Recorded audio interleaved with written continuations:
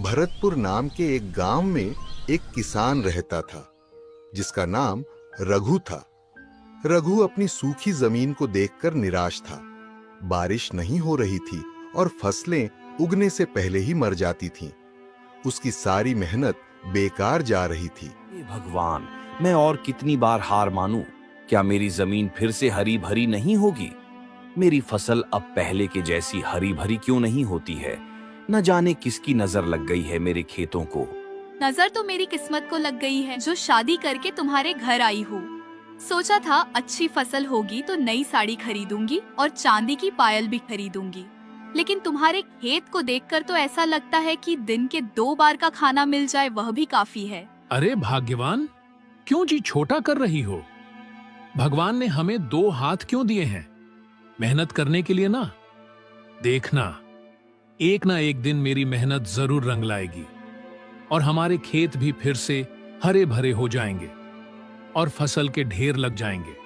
देखते रहो ऐसे सपने, हकीकत में तो अनाज के ढेर नहीं लगेंगे। शायद सपनों में ही राजा बन जाओ। हाय रे फूटी किस्मत। रात का समय हो गया था और रघु खेत में उदास होकर बैठा था। तभी एक बूढ़ा साधु उसके पास आता है। साधु को प्यास लगी होती है। वह रघु के पास आता है और पीने के लिए पानी मांगता है। बेटे, क्या पीने के लिए थोड़ा पानी मिल सकता है? बड़ी प्यास लगी है। आइए महाराज, कुएं में पानी तो बहुत है, लेकिन शायद अनाज मिल भी पाएगा या नहीं।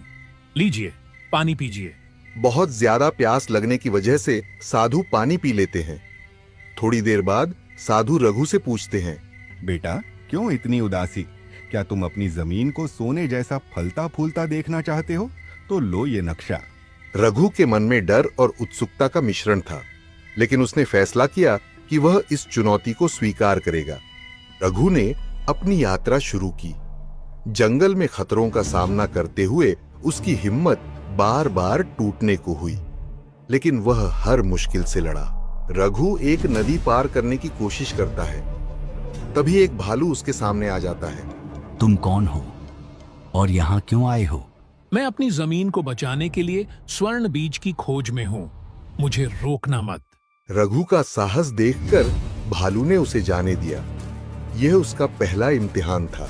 रघु एक चमकती हुई गुफा में प्रवेश करता है। वहां एक सुनहरा पेड़ होता है जिसके नीचे एक छोटा सा बीज रखा होता है। कई दिनों की कठिनाई के बाद रघु ने स्वर्ण बीज पा लिया, लेकिन तभी गुफा के अंदर एक गहरी आवाज गूंजती है। अगर यह बीज चाहिए तो वादा करो कि इसे केवल अपनी मेहनत और दूसरों की भलाई के लिए इस्तेमाल करोगे। मैं वादा करता हूँ कि यह बीज मेरे खेत और मेरे गांव को खुशहाल बनाने के लिए होगा। थोड़ी देर बाद आवाज गायब हो जाती है। रघु बीज लेकर घर लौट आता है। रघु अपने खेत में बीज लगाता है और उसकी देखभाल करता है। बारिश होती है और खेत फिर से हरे भरे हो जाते हैं। रघु, देखो, हमारी जमीन फिर से जिंदा हो गई है। ये तो किसी चमत्कार से कम नहीं। गौरी, यह मेहनत और विश्वास का फल है। रघु की मेहनत और साहस ने उसका जीवन बदल दिया। उसने न केवल अपने खेत को हरा भरा किया, बल्कि पूरे गांव को बीज देकर सभी को खुशहाल बनाया। रघु की यह कहानी बताती है कि सच्चा चमत्कार हमारी मेहनत और विश्वास में छुपा होता है।